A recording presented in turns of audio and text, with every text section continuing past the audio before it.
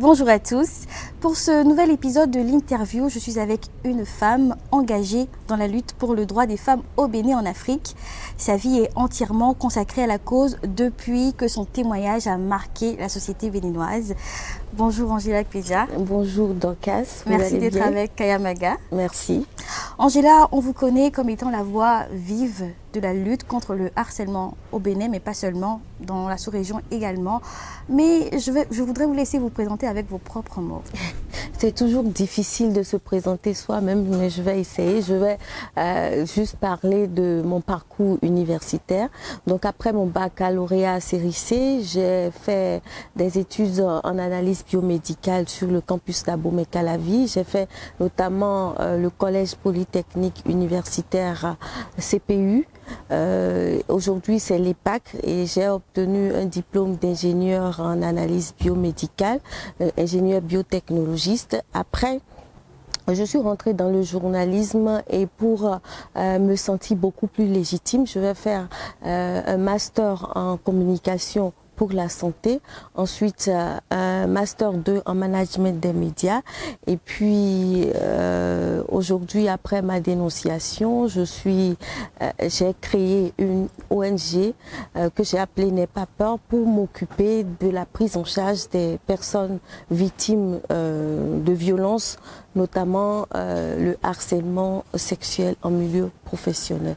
Donc voilà un peu mon parcours et je suis mère de 2 enfants, un garçon et une fille. Vous êtes ingénieur biotechnologiste de formation. Alors pourquoi avoir choisi le journalisme et comment avez-vous fait vos premiers pas dans le métier? Alors le journalisme, c'est une passion en réalité, mais ingénieur en analyse biomédicale, je ne l'ai pas choisi, ce sont mes parents qui m'ont obligé à le faire. Ils voulaient d'ailleurs que je sois médecin, c'est quelque chose qui ne m'a jamais plu. Moi je voulais être expert comptable, mais donc après ce diplôme là, une fois sur le terrain, c'est pas quelque chose que j'aimais et donc j'ai été influencée par la première télévision privée LC2 qui s'est installée au Bénin et influencée notamment par Marie-Hubert Agbo, paix à son âme, et Hélène Oussou. Donc j'aimais bien la vivacité, la posture et donc je vais m'intéresser au journalisme et c'est d'ailleurs avec aussi Raïssa Agbeji que je vais faire mes premiers pas. C'est elle qui va m'aider à commencer à avoir une bonne diction. Ça, elle le faisait à la maison avec moi et puis plus tard j'ai été recrutée à LC2 et c'est comme ça que j'ai fait mes premiers pas dans le journalisme. Et vous y êtes depuis combien de temps déjà? Ça fait à peu près 22 ans, hein. J'y suis rentrée en 98, donc à peu près 23 ans.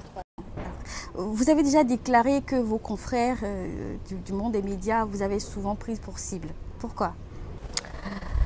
Je n'ai pas compris, mais quand je suis rentrée dans ce métier-là, il a toujours été question que moi je n'ai pas fait le droit, par exemple. Je n'ai pas fait les lettres. Donc pour eux, il faut forcément avoir fait les lettres ou avoir fait le journalisme dans une école, par exemple. La guerre des diplômes, c'est surtout avec le diplôme qu'ils obtiennent, je crois, au CESTI. Oui. C'est souvent ça qu'ils vous brandissent pour dire que vous n'avez pas eu ce genre de diplôme. Et dès que j'ai commencé à LC2 et que j'avais pour ambition de commencer à présenter, par exemple, le journal, ils m'ont dit que je ne pouvais pas. Et ça m'a tellement frustrée que c'est comme ça que je vais décider en fait d'aller vers la communication. Et j'ai bien réfléchi parce que je me disais que je suis de nature rebelle. Et donc cette manière de dire que je ne pouvais pas, ça me frustrait vraiment. Et je voulais un autre métier qui pouvait les utiliser, qui pourrait les supplanter.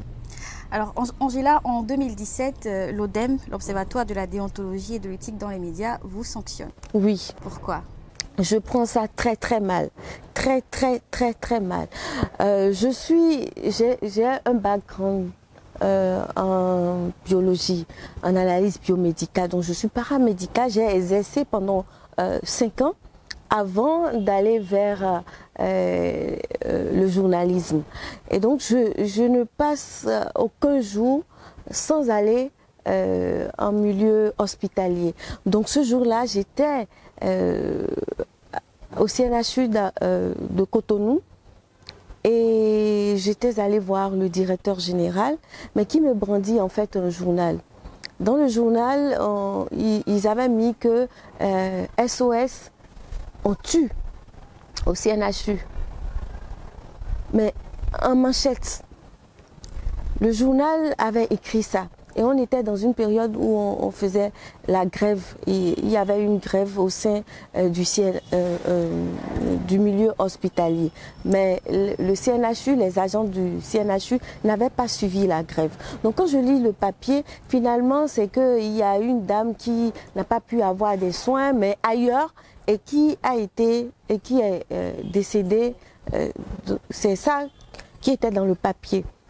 Et ça n'avait rien à voir avec le titre qui était en manchette et qui jetait en fait de l'opprobre sur cet hôpital. Mais cet hôpital, qu'on le veuille ou non, avec ses carences, avec tout ce qu'il y a contre cet hôpital aujourd'hui, c'est quand même le seul qu'on a. Et on devrait pouvoir protéger ça de sorte que les gens qui ont besoin de parapluies parce qu'ils sont malades puissent y aller.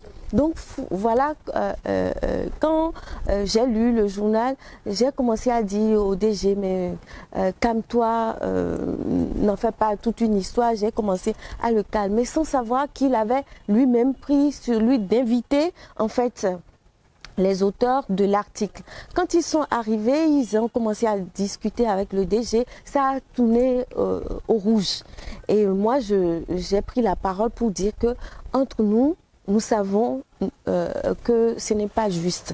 Quand on veut faire un article, on doit aller quand même sur les lieux, faire ces enquêtes avant d'écrire un article. Bon, ça n'a pas été du goût de l'auteur de l'article. Il est allé, disons, s'en prendre à moi au niveau de l'ODEM justement. Et l'ODEM m'a convoqué une première fois et j'avais une émission que j'anime encore aujourd'hui. Ça s'appelle Santé en ligne. C'est tous les mercredis de 16h à 17h. Donc on me convoque un mercredi et c'est une émission en direct et interactive. Donc moi, je ne pouvais pas y aller. J'ai appelé le président et je lui ai dit que je viendrais après l'émission. Ce que j'ai fait. Mais ils étaient tous partis. Une deuxième fois, quand ils me convoquent, c'est en allant à l'aéroport qu'on me donne la lettre, en fait, au niveau de la guérite de l'ORTB. Et je vais donc, je crois que j'allais au Cameroun. Arrivé là-bas, j'ouvre l'enveloppe et je constate que c'est une convocation encore de l'ODEM. Donc j'écris à l'ODEM pour lui dire que je ne pourrai pas venir parce que je suis au Cameroun. Mais après, je n'ai plus rien entendu. J'étais au Gabon précisément quand les journaux parlent d'une condamnation de Angela Damata et des choses comme ça. Ça m'a fait extrêmement mal. Mais bon... de toutes les façons, je suis la paria de ce milieu professionnel et je prends ça comme ça. Mais ça m'avait fait très très mal à l'époque parce que le directeur de l'ORTB avait en plus demandé un droit de réponse qui a amplifié. Donc à chaque fois, on a parlé tellement de moi, des projecteurs sur moi d'une façon dégoûtante. J'espère que depuis c'est passé et que vous avez fait la paix avec ce confrère. Non, non. Ok, alors Angela, plus jamais vu. Vous êtes chef du service web de la télévision nationale béninoise. Vous êtes maman, mais vous êtes aussi une femme divorcée. C'est un statut qui est très mal vu dans notre société. Comment vivez-vous ça? Mais on s'en fout, on s'en fout. Alors vous en foutez? Oui, je m'en fous et j'assume parce que c'est moi-même qui ai divorcé. Je n'en pouvais plus de ces violences-là. Vous savez, moi, je me suis mariée à 23 ans. Figurez-vous que quand j'ai commencé LC2 également, j'ai porté son nom. Je m'appelais Angela Damata, juste pour le calmer ses velléités quant à sa jalousie maladive. Et donc après, je ne supportais pas, il fallait me laisser bouger parce que moi, vous voyez, mes parents m'ont déjà contraint à faire analyse biomédicale. Et puis après, je rentre dans le mariage, je trouve un homme qui, à chaque fois, veut que moi je fasse les choses comme lui il entend, mais j'ai un passé de viol aussi qui m'a laissé un goût très amer et qui me laisse en fait le goût d'avoir une revanche permanente sur la gente masculine. Et donc moi je ne voulais pas vivre dans l'ombre d'un homme et j'assume, je suis partie, j'ai demandé le divorce après une goutte d'eau qui a fait déborder le vase. Figurez-vous que moi, Angela, on va me taper. Hein? Il avait pris l'habitude de me taper et encore une fois, il m'a violentée alors que j'étais malade. On soupçonnait un cancer du sein avec moi et puis j'ai voyagé contre son gré. Il ne voulait pas déjà me prendre en charge. Je vais là-bas, il me violente et puis après, il ose dire à mes enfants que je suis une pute. Il met mes enfants, il fait asseoir mes enfants, il leur dit que leur maman est une pute. Vous pouvez accepter ça? Mais comment on peut dire à des enfants que leur mère est une pute et on leur demande de choisir? Je suis partie, j'ai assumé et j'assume jusqu'à aujourd'hui. Alors à Kayamaga, nous ne l'acceptons pas. D'ailleurs, nous avons un numéro spécial réalisé sur les violences conjugales. Vous pourrez voir dans notre playlist un numéro de notre émission 6 minutes. Votre statut de femme divorcée est l'une des raisons pour lesquelles vous essuyez les critiques sur les réseaux sociaux. Comme vous l'avez dit, vous vous en foutez. Oui, les critiques, vous savez, la société, oui, elle est très, très égoïste. Très, très égoïste. Elle ne pense qu'à elle. Figurez-vous que si demain, je décède, je meurs, mais qu'est-ce que la société a à foutre avec moi? Vous comprenez? Je vais disparaître, mais c'est moi qui disparais, c'est pas la société. Hein? Pendant longtemps, j'ai dû subir la peur du jugement de mes parents. Mais dès lors que mes parents sont décédés, d'ailleurs ils sont décédés ensemble, maman est morte en premier le 6 février et papa après, 48 heures après, oui, le 8 février. Donc, dès qu'ils sont partis, il n'y avait plus personne pour me contenir.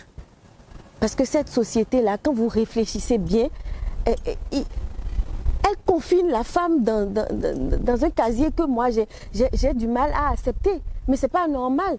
Nous avons des émotions autant que les hommes. Mais non. Enfin, moi, je m'en fous. Nous continuons. Depuis 2020, les commentaires blessants, les insultes pilules sous vos posts. Et qu'est-ce qui est difficile à supporter dans tout ça? Au début, ça a été très, très difficile. J'ai pleuré. Et qu'ils vous souviennent que j'ai même fait une vidéo dans laquelle je pleurais. Mais ce jour-là, j'avais vraiment pleuré.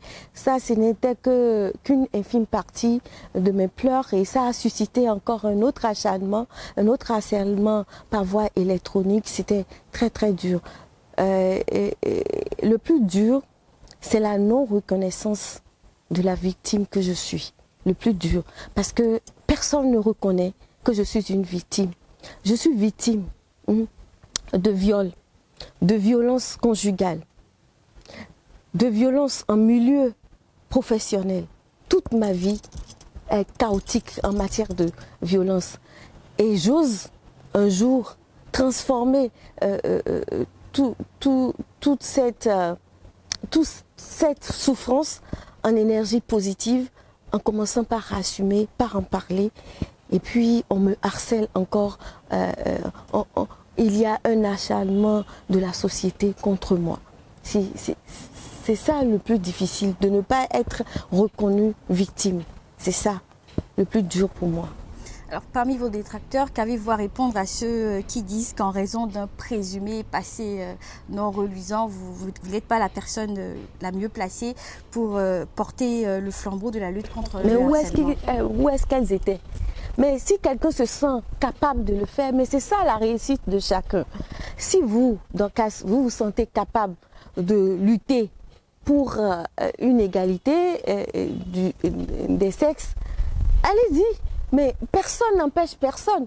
Mais dire que moi je suis illégitime, bon, ça fait leur problème, mais moi, qu'est-ce que je leur recommande? Si elles pensent qu'elles sont légitimes, elles n'ont qu'à y aller. Je n'empêche personne d'y aller.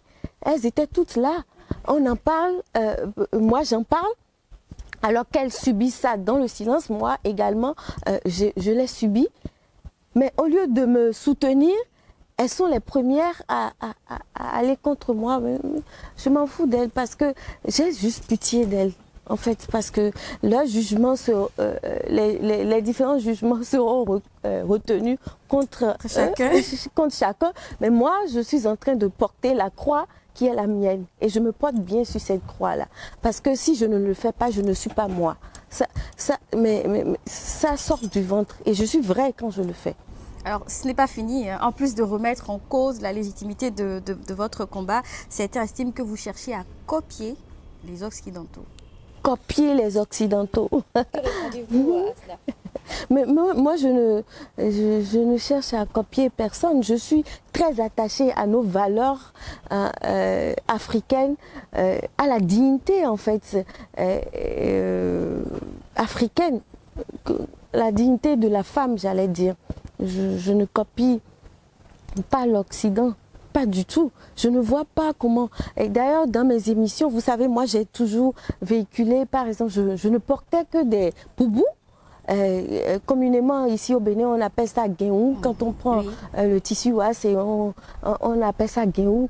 Je défie. C'est moi qui ai lancé cette mode-là où on met le foulard sur le guéou. C'est moi qui le faisais régulièrement à la télé. Je véhicule, je n'aimais jamais porter des tenues occidentales. Et là, regardez-moi, je suis en appui. Je ne copie. Mais là, personne. Mais aujourd'hui, on a dit toutes les filles à l'école. Nous allons à l'école, au même titre que les hommes. Et parfois même, nous sommes plus intelligentes. Parfois même, nous excellons plus que les hommes dans nos classes.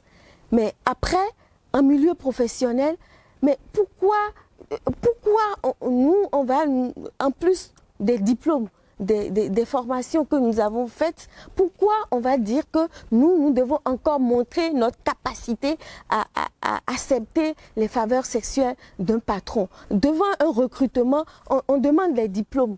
Vous donnez vos diplômes et à diplôme égal, on doit vous demander encore de donner votre sexe. Mais pourquoi? Dans quel pays on est et dans quel monde on est? Et le harcèlement sexuel, ça se passe également en milieu occidental. Donc on ne va pas me dire que je suis en train de copier. Non, je ne copie personne. On y reviendra plus en profondeur. Certaines personnalités publiques, lorsqu'elles sont fatiguées, épuisées, d'essuyer des commentaires négatifs, elles se retirent des réseaux. Quelle est votre stratégie à vous? Moi, je ne veux pas me retirer. C'est jusqu'à ma mort et j'ai pris l'habitude de dire qu'après moi, ma fille le fera. Parce que avant moi, ma maman a subi des violences sexuelles également. Moi, je l'ai subi et donc il ne faudrait pas que ma fille subisse ça et donc elle va prendre la relève. Alors, je l'avais déjà dit, depuis mai 2020, vous êtes devenu le symbole de la lutte contre le harcèlement sexuel au Bénin. Mais pour réussir... Symbole controversé. Pour réussir à mener cette lutte convenablement, il faut d'abord comprendre ce que c'est que le harcèlement sexuel et les définitions évoluent beaucoup aujourd'hui. Alors, quel fait peut-on considérer comme harcèlement sexuel selon vous? Quel fait par exemple? Mais devant un recruteur, qu'il vous demande de coucher avec lui avant de vous donner peut-être la place qui est la vôtre, c'est déjà du harcèlement. Par exemple, moi, il m'est arrivé d'être convoquée par mon directeur et qu'il me fasse voir des cochonneries sur son ordinateur.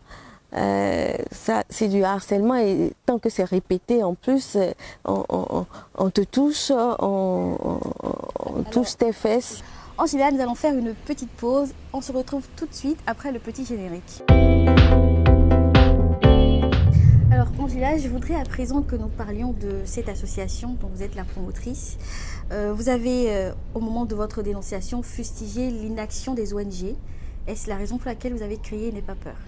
Effectivement, j'ai fustigé énormément l'inaction des ONG parce que quand j'ai dénoncé, vous avez vu tout l'acharnement qu'il y a eu contre ma personne.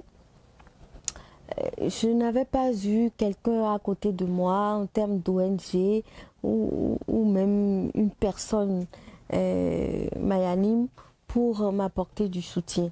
J'ai moi-même tout fait pour psychologiquement ne pas plonger. Donc j'ai compris alors qu'il y avait des choses à faire au niveau de la prise en charge psychologique, la prise en charge même financière et puis la prise en charge sociale des victimes. Et l'autre chose, il y a eu beaucoup de dénonciations après que j'ai fait ma publication. Donc j'ai eu beaucoup de victimes qui m'ont appelé en inbox et qui se sont confiées à moi. Donc j'ai compris que le problème il était réel, mais que les gens avaient beaucoup peur. Les femmes de façon générale avaient peur du qu'en dira-t-on, peur du jugement des autres, peur de la belle famille, peur de ci, peur de ça. Donc j'ai voulu leur donner la main et leur dire de ne pas avoir peur. Et c'est comme ça que je vais créer N'aie pas peur le 3 juillet. Le 3 juillet 2020. Oui, N'aie pas peur est donc un centre d'écoute et d'appui aussi bien psychologique que juridique pour les femmes. Mais quel est votre plan d'action? Je vais aux côtés des victimes. Même sur les réseaux sociaux, dès que j'ai l'information, je fais tout pour mettre la main sur un proche de la victime et aller à ses côtés, lui expliquer comment ça va se passer parce que tout se passe dans la solitude. Lorsque vous dénoncez, c'est encore là que commence encore une autre guerre où vous vous retrouvez vraiment seul. Les va-et-vient sont interminables au niveau des juridictions, au niveau déjà de la police, les gens vous jugent. Et au niveau de la cellule familiale, la première cellule familiale, c'est très très difficile. Donc moi, c'est surtout la prise en charge psychologique et la prise en charge juridique. Expliquer à la victime comment ça va se passer, lui parler déjà psychologiquement de tout ce que moi-même j'ai vécu pour lui donner l'exemple de ce que je suis devenue et qu'elle aussi, elle peut s'en sortir. Donc, je parle beaucoup. J'ai une psychologue, 2 psychologues qui m'aident beaucoup.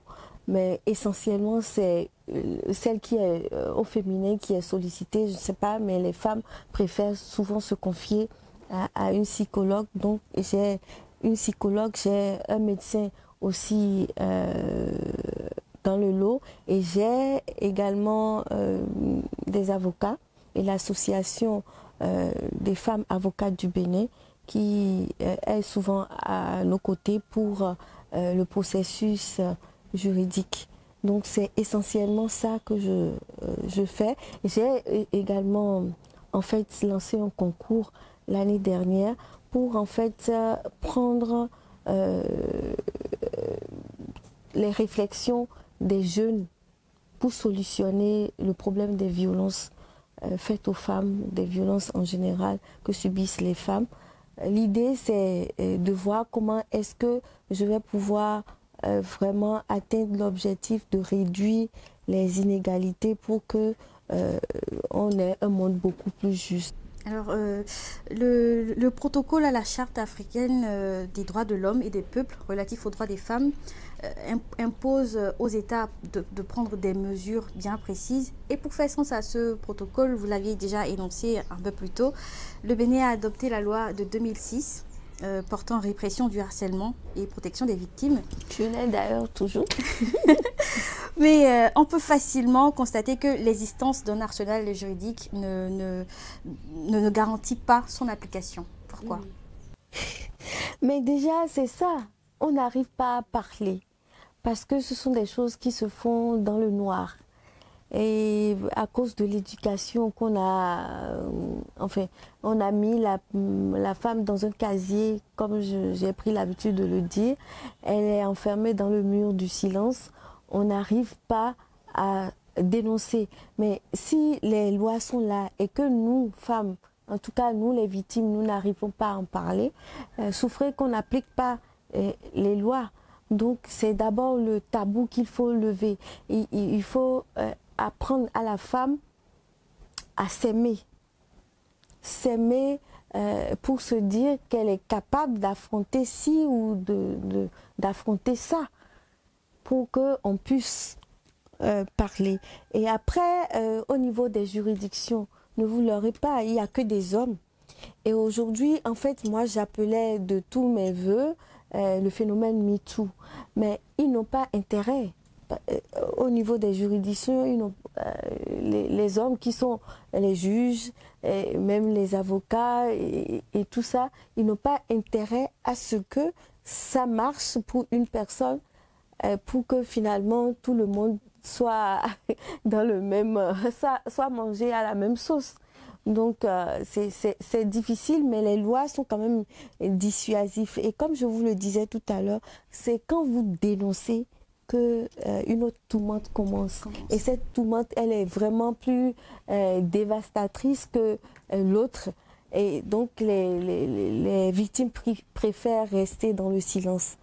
Mais avec le travail, finalement, je crois que les femmes finiront par se dire qu'elles doivent prendre leurs responsabilités. En fait, vous devez prendre conscience de votre pouvoir en tant que femme. Vous aimez assez pour refuser de subir le diktat de la société. Les femmes doivent prendre conscience de cela, et d'ailleurs la loi est de leur côté, puisqu'au Bénin, une loi porte mesures spéciales de répression commises à raison du genre. Et vous en avez parlé sur Facebook, je crois. Selon ces dispositions, toute liaison, relation amoureuse et sexuelle entre apprenants, étudiants et formateurs est proscrite. C'est ça. Votre avis? Oui, c'est normal. J'ai commencé à vous le dire tout à l'heure, que lorsque un patron, et à plus forte raison un enseignant, commence à vous faire la cour, même s'il est animé d'une bonne intention, mais vous, en tant qu'apprenant, élève, étudiante, vous rentrez dans une tourmente. Et vous vous dites, mais si je dis non, qu'est-ce qui va arriver? L'employeur, il n'est plus respecté. Et vous-même, vous n'êtes pas bien. Vous vous demandez, mais si je dis non, qu'est-ce qui va se passer? Et c'est ça qui crée cette tourmente dans votre tête psychologique et qui vous détruit parce que vous êtes dans une vulnérabilité que lui, il exploite. C'est en fait un abus de pouvoir parce que lui, il détient quelque chose que dont vous avez besoin, le savoir. Quand on se retrouve en milieu scolaire ou bien en milieu universitaire, et de l'autre côté, le travail. On a dit que le travail libère l'homme. Donc vous avez envie de travailler et lui, il détient ça. C'est lui qui peut vous donner ce travail-là et il vient et il commence à vous faire la cour. Mais je suis tout à fait d'accord. Et ces lois-là, ne pensez pas que mon histoire n'a pas fait école de l'autre côté pour qu'on puisse dire si ces lois-là. Moi, je l'ai subi, je vous l'ai dit tout à l'heure, en milieu scolaire, en milieu universitaire, en milieu professionnel. Donc, c'est de nous laisser éclore les compétences que nous avons. Une femme, elle est belle, elle a un corps, elle a une tête, mais une tête bien faite. Alors, Angela, vous êtes passionnée de réalisation audiovisuelle, mais vous êtes également passionnée d'écriture. Vous êtes auteur du livre Bris de silence. Comment vous est venue l'idée d'écrire ce livre? En fait, l'écriture est un exutoire pour moi. Moi, j'ai toujours écrit. Lorsqu'il y a des sentiments négatifs qui m'envahissent, je prends toujours le temps d'écrire. Donc, quand je finis par écrire, tout se passe comme si j'ai déposé un fardeau. Donc, après tout ce que j'ai vécu, lorsque j'ai fini par écrire sur ma page Facebook, il était de bon ton pour moi d'écrire. de rassembler tout ça, mais ça a été très très difficile en le faisant. Donc j'avais déjà, il y a très longtemps, eu envie d'écrire. Et j'ai même écrit des paroles de chansons à un chanteur béninois. Je ne veux pas en parler, mais c'est une habitude pour moi d'écrire. Depuis quand j'étais plus petite, vous savez, nous on parlait de cahiers de choix, cahiers d'amitié, des choses comme ça. J'aimais énormément ça parce que l'écriture me permet de mieux me sentir. Alors, entre brimade, viol et tout ça, votre histoire est livrée brute dans ce livre. Et en l'écrivant, est-ce que vous avez eu l'impression de revivre tout ça? Ça a été énormément, c'était très difficile. Mais ce n'est pas seulement en écrivant et même avec cette interview-là, je revis à chaque fois et c'est pour cela que je transpire autant. Parce que quand vous avez vécu tout ça, à chaque fois, quand on vous pose des questions, même au tribunal, parce que je suis encore au tribunal avec certains de mes détracteurs,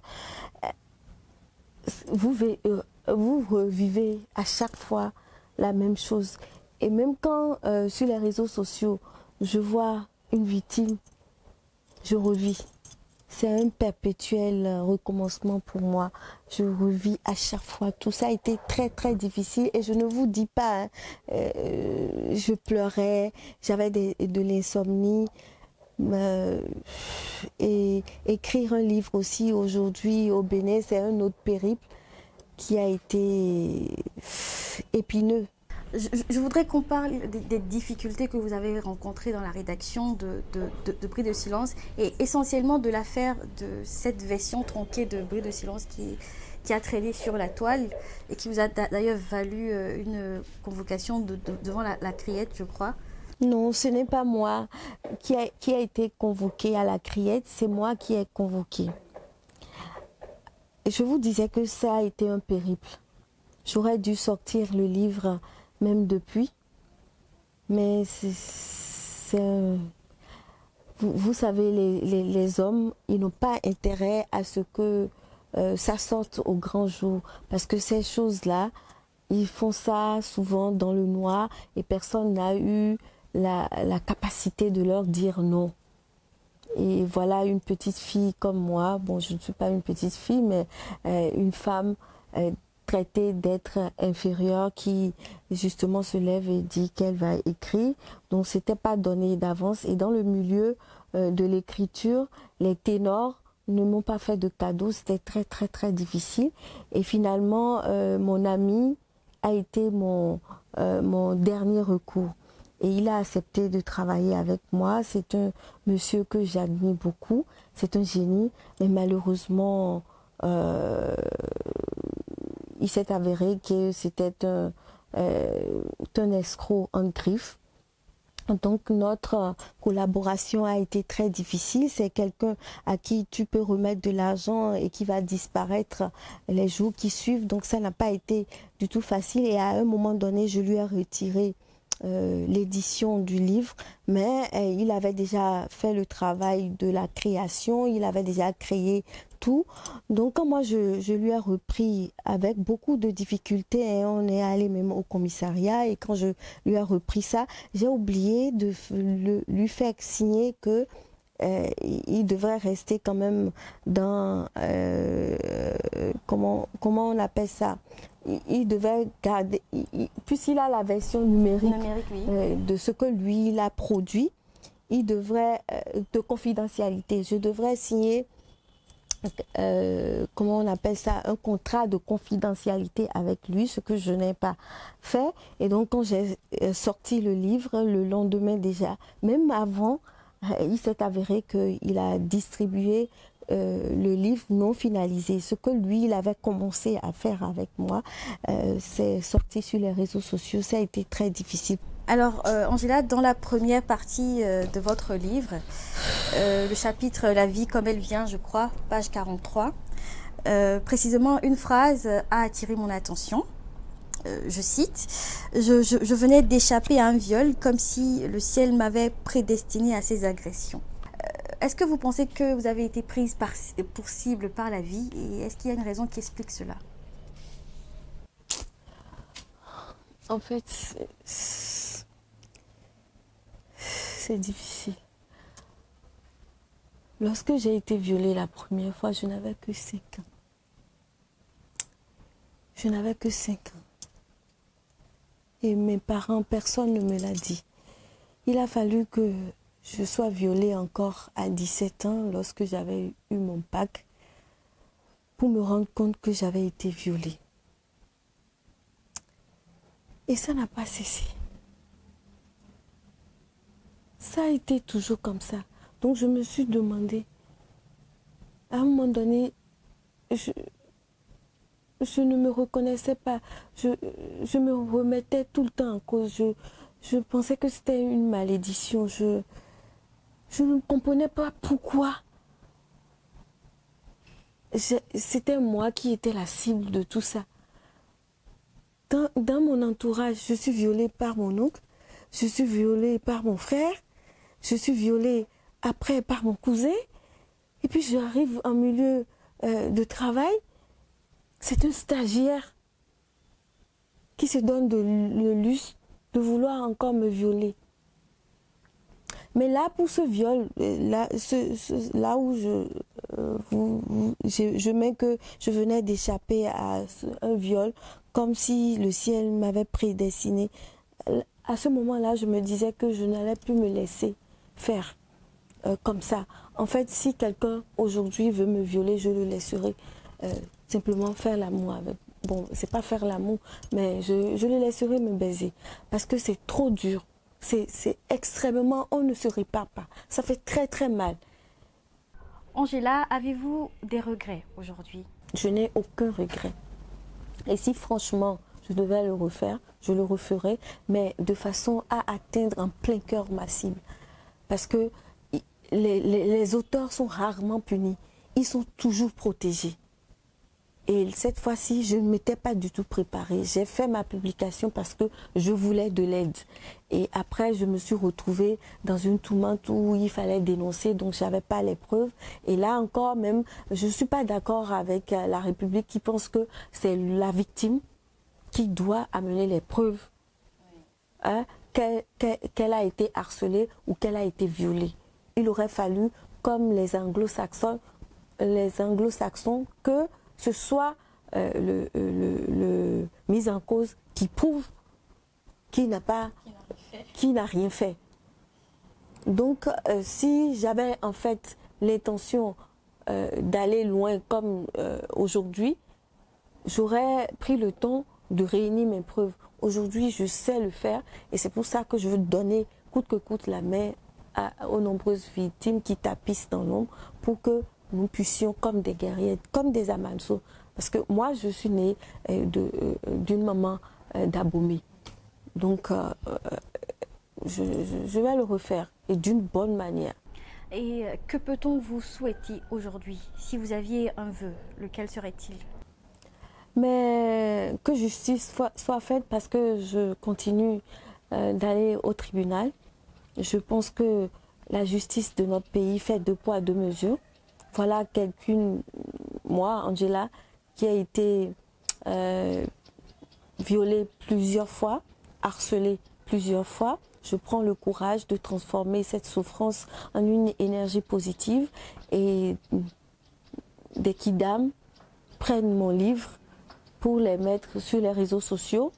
Il y a même une femme qui se permet le luxe de tronquer ça et de me faire passer pour une pute, ce que je ne suis pas.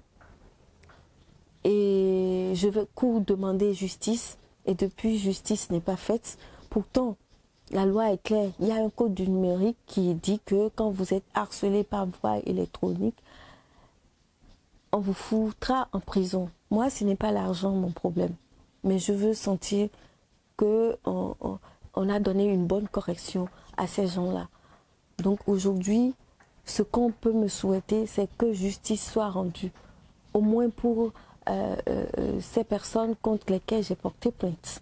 Eh bien, nous vous le souhaitons. Kayamaga vous souhaite d'obtenir justice. À présent, je souhaiterais prendre votre avis sur quelques sujets. Le tout premier, c'est le féminisme. Qu'est-ce que cela signifie pour vous être féministe et est-ce que vous l'êtes?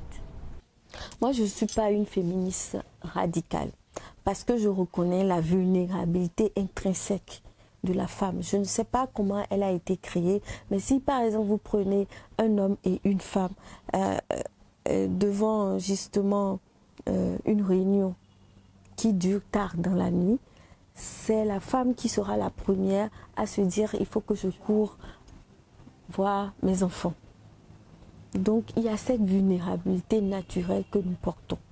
Donc pour moi, le féminisme, c'est de réduire les inégalités. C'est des mouvements qu'on peut créer de sorte à réduire les inégalités que les hommes, quand je dis hommes, c'est pour dire homme grand H. Ces inégalités qui ont été créées, pas les inégalités intrinsèques à notre propre personne. Donc je reconnais que nous avons ces vulnérabilités. Donc c'est de prendre conscience de ces vulnérabilités et d'essayer de voir comment, avec ces inégalités quand même intrinsèques, cette vulnérabilité qui nous est intrinsèque, on peut quand même réduire les inégalités qui sont créées avec par la société elle-même. Deuxième sujet, j'aimerais bien que vous fassiez un commentaire sur cette phrase qui est carrément devenue un concept sur les réseaux sociaux, c'est « la place de la femme, c'est la cuisine ». Mais c'est l'éducation et nos sociétés africaines qui ont dit ça. Mais je dois vous dire quand même que la soumission que nos parents demandaient, ce n'est pas la soumission dans la servitude. Je ne pense pas. On doit se respecter. Quand on est ensemble, on doit se respecter. Donc quand vous respectez naturellement l'autre, ce n'est plus une soumission. Ça devient un partage. Vous vous donnez la main pour construire l'avenir ensemble. Donc quand on dit que la femme doit rester à la cuisine, c'est pas du tout normal. L'homme, petit H, il a une bouche. Et pourquoi lui penserait que pour se nourrir, il doit dépendre d'une autre femme? Penser comme ça, là, c'est s'avilir soi-même parce que si ça veut dire que c'est du bon vouloir de la femme que vous allez vous nourrir, hein, dépendre d'une autre personne, est-ce que c'est honorable?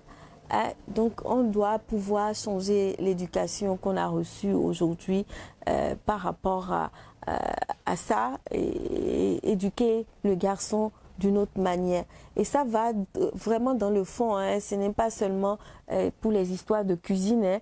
Vous savez, on dit souvent que les femmes sont des êtres d'émotion et on dénie à l'homme aussi le droit de pouvoir pleurer. Et quand on parle de violence, ce n'est pas seulement la femme qui est violentée, les hommes aussi, les garçons aussi sont souvent violentés et on leur dénie le droit d'en parler. Parce que la société estime que leur impose une virilité. Donc c'est une éducation qu'on doit revoir de fond en comble, de sorte que le garçon sache que autant que lui, j'ai un consentement à donner, j'ai un désir. Et c'est une complémentarité qu'on doit rechercher à chaque coup. Ce n'est pas forcément l'égalité. On doit pouvoir se donner la main et ne pas se respecter chacun dans son couloir pour pouvoir vivre correctement en société. Troisième sujet, et puisqu'on parle de la place des femmes, de leurs droits, le Parlement béninois a fait avancer les choses en promulguant en 2021 la loi autorisant l'avortement. Votre avis sur le sujet? C'est un droit que la République a concédé désormais à la femme, parce que l'avortement, c'est un soin médical, c'est un acte médical au même titre que la césarienne. Et la femme, elle doit pouvoir bénéficier de ce soin en termes de qualité quand elle le souhaite. Donc moi, je suis vraiment d'accord et j'étais très contente que finalement, on ait cette loi-là qui est un droit qu'on vient nous concéder. Quand on en parle, il faut penser à toutes ces grossesses que nous, femmes, nous avons envie de garder, mais que les hommes nous obligent à enlever. Personne ne pense à ça. On pense seulement que parce qu'aujourd'hui, on a dit, on a replacé la femme dans son intégrité, dans ses droits, on ne devrait pas le faire. La femme, c'est elle qui décide aujourd'hui. Voilà quelque chose que tout le monde, deux personnes font. Et puis après, c'est la femme qui garde les conséquences. C'est elle qui porte la vie finalement. Et parfois, elle a envie de ne pas porter ça et on l'oblige à porter ça. Mettons, si moi, moi, c'est vraiment pas moi aujourd'hui. Mais si je veux porter le préservatif féminin, qui est d'ailleurs une aberration, pour ce qu'on a prévu pour la femme, c'est vraiment une aberration, je dois encore négocier ça. Vous voyez? Alors que ce préservatif, il devrait pouvoir me protéger contre les grossesses non désirées ou les grossesses précoces. Ça devrait pouvoir me protéger. Mais quand je suis en face d'un homme et que je voudrais bien porter le préservatif ou qui porte, je dois négocier ça. Vous comprenez? Alors que lui, s'il veut porter son préservatif, il le porte. Vous ne voyez pas que ça c'est une inégalité qui vous rend vulnérable. De sorte que vous pouvez ne pas vouloir tomber enceinte, mais vous tombez enceinte. Et après, on vous refuse encore ce droit de garder ou de ne pas garder ce produit conceptionnel. Le tout, c'est de pouvoir vous fournir ce soin si vous en avez besoin. Il faut voir ça de cette manière-là. Mais maintenant, dans la religion, si vos croyances ne vous permettent pas d'aller faire un avortement, personne ne vous y oblige. Et c'est là que je condamne encore les religieux qui ils refusent de préservatif. Ça a été toute une bataille. Quand le VIH-Sida est arrivé, ça a été toute une bataille. Aujourd'hui encore, ils sont contre ce droit-là. Mais si je suis éduquée à ne pas aller vers le sexe avant le mariage ou parce que je ne veux pas encore faire un enfant, c'est tout autre chose. Je n'irai pas. Donc, essayez comment on appelle les fidèles, il faut les éduquer à garder leur virginité ou à ne pas aller au sexe avant le mariage. Et puis après, on n'aura pas d'avortement. Mais si ça existe, souffrez que l'État donne ce soin-là en matière de qualité aux femmes. Est-ce que vous avez des aspirations politiques? Est-ce que vous souhaitez porter le discours politique des femmes? Non, je ne suis pas, vous voyez même, je ne suis pas politique parce que je suis vraie. Vous voyez, je ne peux pas faire la politique. Je mesure bien mes choses parce que je suis très très vraie. Moi, je n'hésite pas à me mettre les pieds dans les plats et je suis très libre dans ma tête. Je suis une femme libre et je pense que je ne peux pas faire la politique pour cette raison-là. Par contre, pour avoir des droits, pour lutter pour les droits des femmes, à des moments donnés, j'ai besoin des politiques. Par exemple, pour les lois qui ont été votées dernièrement. Donc, c'est comment travailler avec les politiques pour obtenir ce que je voudrais pour les femmes. Si en le faisant, je dois forcément passer par la politique, je le ferai. Alors pour finir, hein, la toile a récemment été prise d'assaut par une vague de publications de sex tape et même par une émission qui a fait l'apologie du travail du sexe. Vous vous êtes d'ailleurs prononcé sur le sujet sur votre page Facebook. Quelle est la portée de ces actes et quelles sont les répercussions sur la jeune génération? C'est pas normal qu'une chaîne de télévision fasse l'apologie des sextapes. Normalement, les sextapes, c'est comme des revanches porn. En fait, il y a quelqu'un qui sort du lot et qui va mettre ça sur les réseaux sociaux. Donc, quand après une chaîne de télévision vient faire quelque chose de ce genre-là, invite quelqu'un qui a l'habitude d'en faire et qui avoue même qu'elle est une proxénète, c'est quand même pas du tout bien.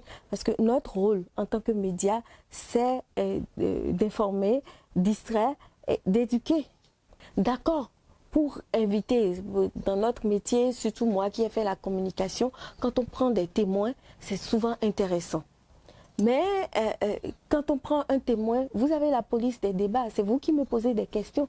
Vous devez, en tant que journaliste, en tant que propriétaire de la police des débats, savoir comment vous amenez votre interlocuteur, votre témoin à dire l'essentiel et non à aller dans des travers. Oui. Et figurez-vous que cette dame-là, elle s'est fait même draguer. La dame a dit que à la journaliste qu'elle aime bien, qu'elle est bisexuelle, donc elle pourrait sortir avec elle. Elle est lesbienne. Non pas que je sois contre la communauté LGBT, disons-nous la vérité, les libertés sexuelles, c'est chacun. Voilà, nous épuisons les dernières minutes de cette interview. Avez-vous un mot de fin? Je voudrais parler à mes sœurs de sororité. Il faut que nous nous donnions la main pour aller arracher les droits qui sont les nôtres. Rien ne pourra se faire dans la compétition. Inconsciemment, nous sommes toutes en compétition les unes par rapport aux autres. Chaque fois qu'une femme arrive à sortir la tête de l'eau, elle devrait pouvoir donner la main à une autre compétente. Ensuite, je voudrais dire à toutes les femmes que femme est d'autant plus belle qu'elle est intelligente. Donc, il ne sera plus question, en fait, de ne pas se laisser former.